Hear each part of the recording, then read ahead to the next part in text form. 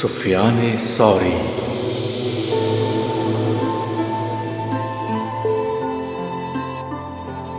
ابو عبداللہ بن سفیان بن سعید بن مسروق الثوری۔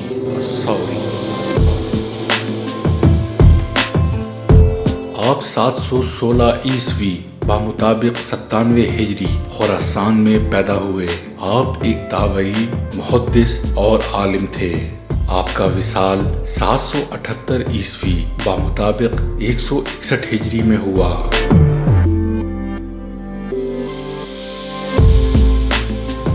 آپ بنو امیہ کے دور سے تعلق رکھتے ہیں۔ امویوں نے آپ کو اعلیٰ عہدوں کی پیشکش کی، لیکن آپ نے مسلسل انکار کیا، یہاں تک کہ آپ نے خلیفہ کو اخلاقی اور مذہبی مشورے دینے سے بھی انکار کر دیا، اور جب آپ سے اس کی وجہ پوچھی گئی تو آپ نے جواب دیا، جب سمندر بہہ جائے تو اسے کون بند کر سکتا ہے؟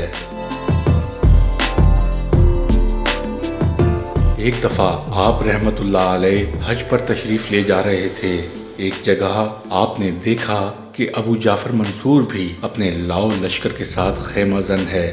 نماز کا وقت تھا، سب لوگ باجماعت نماز ادا کرنے لگے۔ صف میں سفیان ثوری کو جگہ ابو منصور کے ساتھ ملی۔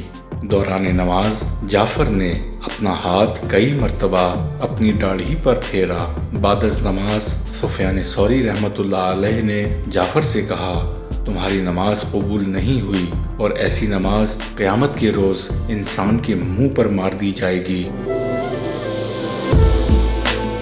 جعفر منصور یہ سن کر سخت برہم ہوا اور بولا کہ میں تمہاری اس گستاخانہ طرز گفتگو سے سخت نالاں ہوں۔ آپ رحمت اللہ علیہ نے جواب دیا، حق گوئی کو گستاخی کہنا زیادتی ہے۔ تو صرف خلیفہ ہونے کی وجہ سے میری حق بات کو زیادتی کہہ رہا ہے، جبکہ میں نے بالکل حقیقت بات کہی ہے۔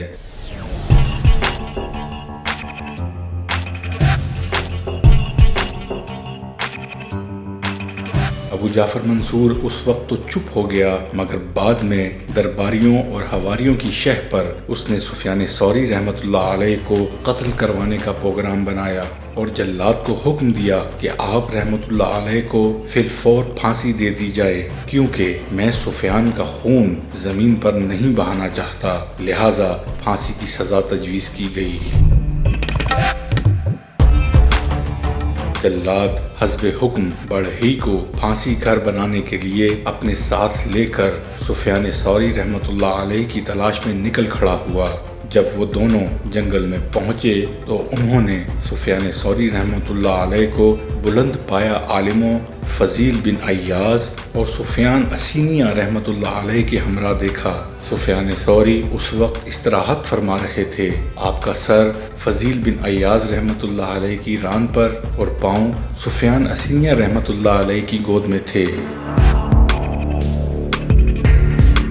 ان دونوں حضرات نے بڑھئی اور جلاد کو روکا اور کہا کہ سفیان ثوری رحمت اللہ علیہ کی بیداری کا انتظار کرو، مگر جلاد مصر تھا کہ میں فی الفور پھانسی دینے کے حکم کا پابند ہوں۔ اس کی گفتگو کی وجہ سے سفیان ثوری رحمت اللہ علیہ کی آنکھ کھل گئی۔ ان کو ابو جعفر منصور کا فرمان پڑھ کر سنایا گیا۔ آپ نے فرمایا، ٹھیک ہے، میں پھانسی چڑھنے کے لیے تیار ہوں۔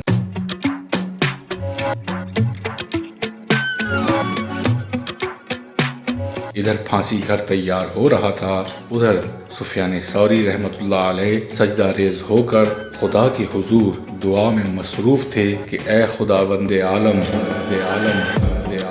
اگر میں نے خلیفہ ابو جعفر منصور سے واقعی کوئی گستاخی کی ہے تو مجھے اس کی سزا قبول کرنے میں کوئی عذر نہیں، اور اگر میں بے خطا اور بے گناہ ہوں تو میری دستگیری فرما اور مجھے اس سزا سے بچا۔ آپ دعا سے فارغ ہوئے ہی تھے کہ جلاد نے آپ کو پکارا کہ پھانسی گھر تیار ہے، لہٰذا آپ پھانسی کے لیے آئیں۔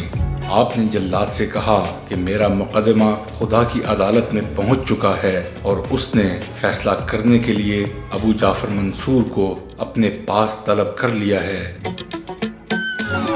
لہٰذا اس کا یہ حکم اب موقوف ہو چکا ہے، اس لیے تو مجھے پھانسی لگا کر گناہ کا ارتکاب کرے گا۔ جلاد کیونکہ آپ کو پھانسی لگانے کا پابند تھا، اس لیے اس نے آپ کی بات ماننے سے انکار کر دیا۔ ابھی یہ تکرار ہو رہی تھی کہ جلاد کو درباریوں کی طرف سے پیغام دیا گیا کہ ابو جعفر منصور اچانک وفات پا گئے ہیں اور ان کی جگہ ان کے بیٹے مہدی نے سنبھال لی ہے۔ یہ سن کر جلاد نے آپ کی جان چھوڑی۔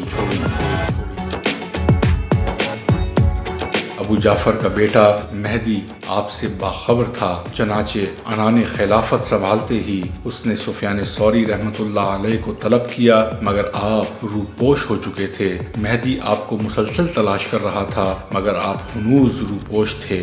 لوگ آپ سے اس روپوشی اور مہدی کے سامنے سے پہلو تہی کا سبب پوچھتے، آپ جواب دیتے وہ مجھے اہم عہدے پر فائز کرے گا اور میں وہ فرائض انجام نہ دے سکوں گا۔ اسی دوران آپ کی ملاقات مہدی کے ایک مقرب سے ہو گئی۔ آپ نے اس کے ساتھ مہدی کے متعلق گفتگو کرتے ہوئے پوچھا، کیا تم مہدی کی صحبت میں کراہت محسوس نہیں کرتے؟ اس نے نفی میں جواب دیا۔ اس پر آپ نے فرمایا، مہدی کی بدعمالیوں میں تم سب لوگ شریک ہو۔ تم اس کو بیش قیمت زرتار پوشاک سے نہیں ٹوکتے، نوکروں اور خدام کو فضول خرچی سے نہیں روکتے، حالانکہ بیت المال اس کے پاس مسلمانوں کی امانت ہے جس میں وہ خیانت کرتا ہے، لیکن تم سب دیکھتے ہو۔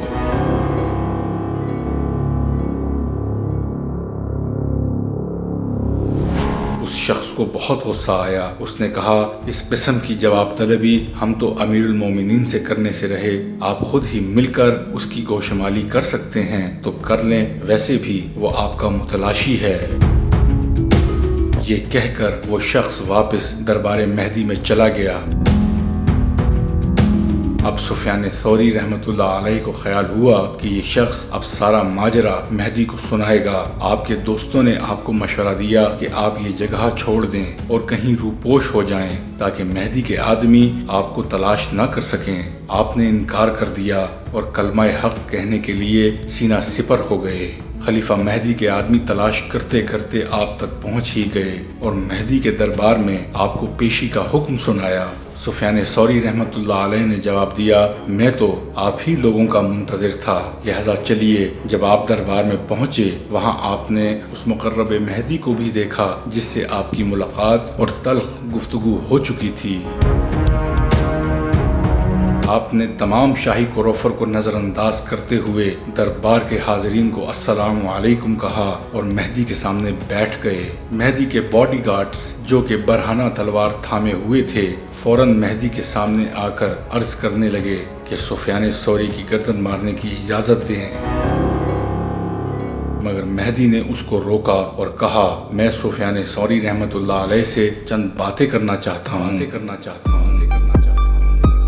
خلیفہ مہدی نے سوال کیا، سفیان ثوری، میں نے سنا ہے کہ میرے والد ابو جعفر منصور کا انتقال آپ کی بد دعا سے ہوا ہے۔ سفیان ثوری نے جواب دیا، میں نے اس کو کبھی بد دعا نہیں دی، اس کی موت خدا کی پکڑ کی وجہ سے ہوئی ہے۔ مہدی نے دوسرا سوال یہ کیا، پھر آپ کی روپوشی کی وجہ کیا ہے؟ سفیان ثوری رحمۃ اللہ علیہ نے جواب دیا، میں دنیا دار نہیں ہوں، تمہارے درباری مجھ سے حسد کی وجہ سے ناخوش ہیں اور مجھے تمہارے ذریعے ذلیل و خوار کر کے تمہارے نامہ اعمال خراب کرنے کے درپے ہیں، جو کہ میں نہیں چاہتا، اس لیے میں نے روپوشی اختیار کی ہوئی ہے۔ مہدی نے تیسرا سوال کیا، سفیان، اب تو میرے قبضہ و اختیار میں ہے، اب تم اپنی گستاخیوں اور بدعنوانیوں کی سزا سے کس طرح بچ سکتے ہو؟ تم اب بھی شاہی آداب کو بالائے طاق رکھ کر اکڑے کھڑے ہو۔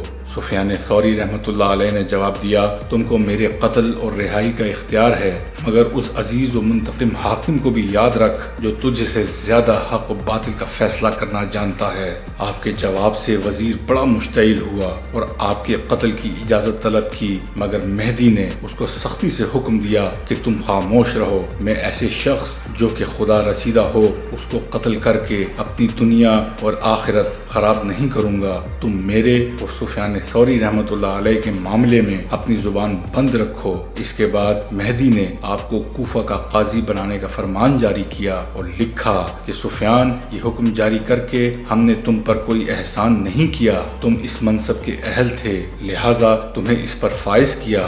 سفیان ثوری رحمۃ اللہ علیہ حکم نامہ لے کر دربار سے نکلے اور رونے لگے کہ جو شخص لوگوں پر حاکم بنایا گیا ہے وہ چھری کے بغیر ذبح کر دیا گیا ہے۔ یہ کہہ کر آپ نے فرمان پھاڑ کر دریائے دجلہ میں پھینک دیا اور فرمایا کہ قاضی بن کر خلیفہ کے عیوب اور جرائم کو اپنے کندھے پر نہیں لینا چاہتا۔ اس کے بعد آپ ایسے روپوش ہوئے کہ باوجود کوشش بلیغ کے آپ کو مہدی تلاش نہ کر سکا۔